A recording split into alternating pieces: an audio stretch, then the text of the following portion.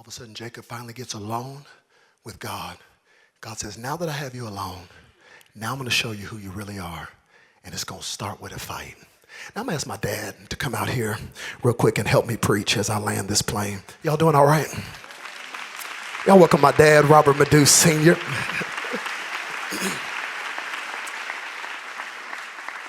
Bible says Jacob finally got left alone with God.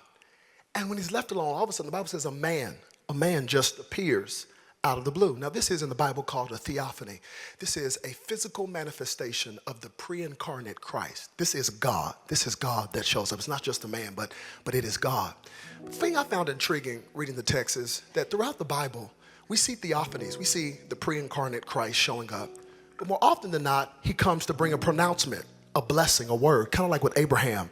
Angel shows up and says, hey, you're going to be the father of many nations. Tell your wife, get ready. I know she's a senior citizen, but she's about to have a baby.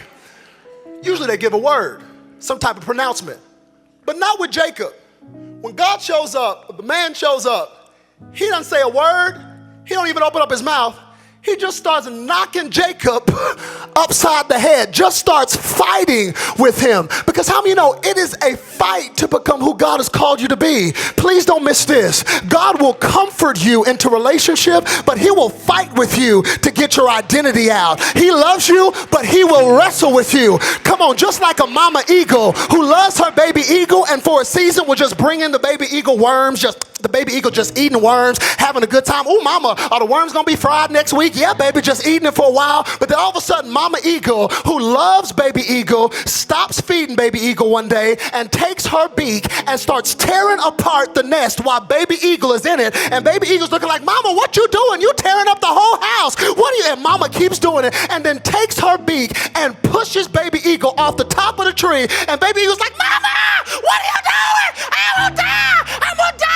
I can fly.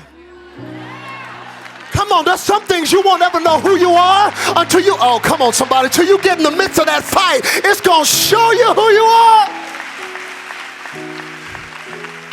Just wrestles with Jacob. And they start fighting all night long. But here's what really brought me to the text. Please don't miss this, y'all. The Bible says in the middle of the fight, after the fight fought all night, that all of a sudden the man touches Jacob's hip. Now, theologians believe that Jacob didn't even realize he was fighting God until this moment. Some of you don't even realize the fight you're in is actually God trying to pull something out of you to show you who you really are. The Bible says the man just touched Jacob's hip and his entire hip came out of the socket.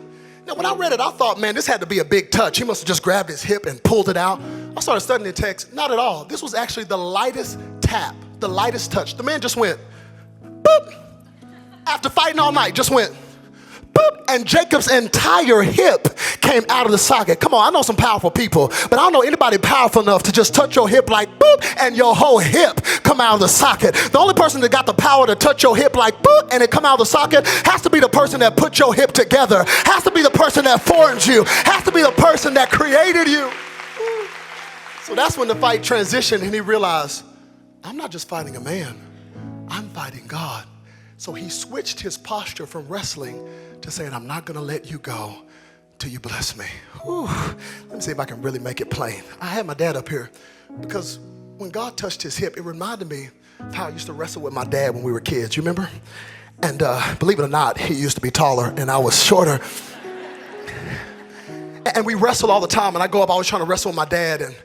And my dad, he could have knocked me out as soon as I went up to fight with him, but it's fun to wrestle. Sometimes the fun is in the wrestling. I think God sometimes gets pleasure in just trying to break down our will and our stubbornness, trying to get you to realize, hello, that ain't gonna work. You need to come to me to find out who you are. And we'd wrestle together. My dad used to have this move that I think is similar to the boop that God did to Jacob. He had this move he would always pull out. My brother, I wish he was here to corroborate the story.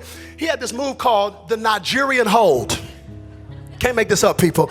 And the Nigerian hold is when he would pull it out when he was tired of wrestling with us and he wanted to show us his true strength and his true power. And I was asking my dad, I was like, Dad, you still know the Nigerian hold? And I'd like to let my dad show you the Nigerian hold. Go ahead and show him the Nigerian hold.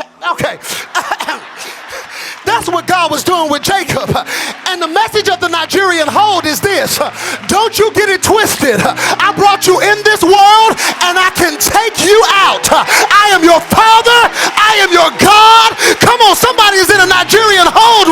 now. God is trying to get you to surrender your will and your way till you get to a place that you say, God, I know this is you.